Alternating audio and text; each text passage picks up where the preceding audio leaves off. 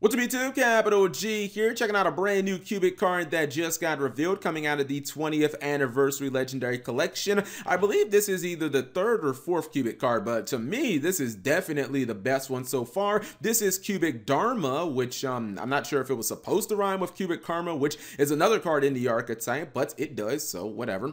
It's a continuous spell card. The first and third effects are both hard once per turn. The first effect says during your main phase, you can send one Cubic card from your hand to the graveyard. And if you do draw one card, it is not a cost, by the way. All of that happens at one time. Effect number 2, you take no battle damage from attacks involving Cubic monsters you control. Effect number 3, you can banish this card from your graveyard, then target one Cubic monster in your graveyard. That's the cost. Add that monster to your hand. So obviously the first and the third effects are, pretty much like the best effects on this card. The first effect is incredibly good for this archetype. If you don't know much about Cubics, just know that a lot of their spells and traps actually have bonus effects that activate in the graveyard. In fact, Cubic Karma is so important because it has a Rhoda built into it from the graveyard. A lot of times people will actually play Foolish Burial Goods just to send Karma to the graveyard so that they can banish it immediately.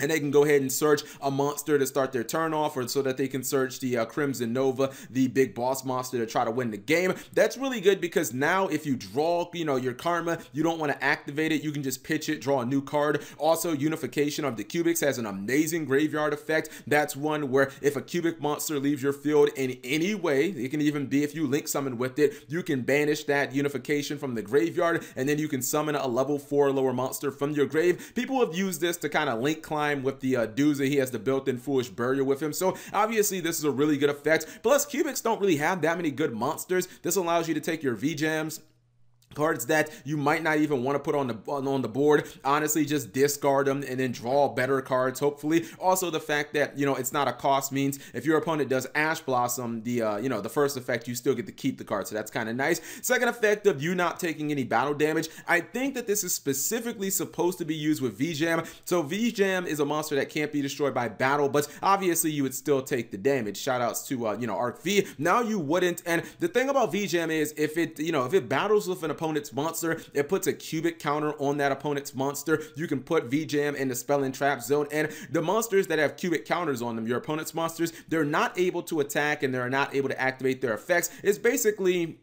like they have a Fiendish Chain on them. So now essentially you can ram V-Jam into your opponent's bigger monsters, and you don't have to worry about taking a mess of battle damage, and you can kind of stun those monsters at least until you can get some better plays if those monsters have really powerful effects that you at least want to be able to stop. The third effect seems incredibly good as well. It's just a +1 effect, and what I really like about it is it kind of helps you out if you maybe draw 2 copies of Cubic Dharma, because now you can discard one for the other one. You can draw a card and then you can activate that third effect immediately. You can get one of your monsters in your graveyard and add that card back to the hand. I love the fact that this third effect can be activated the turn that it's sent to the graveyard. I wasn't expecting that. I thought Konami would put a drawback where it couldn't be used that same turn, but overall this seems like a pretty solid card. I think the best application for the first effect is really Unification and Karma. I think that it'd be nice if Cubics got another fusion monster, one that wasn't so damn difficult to make. That'd be kind of nice, but this card will definitely help Cubics out a little bit. Nothing,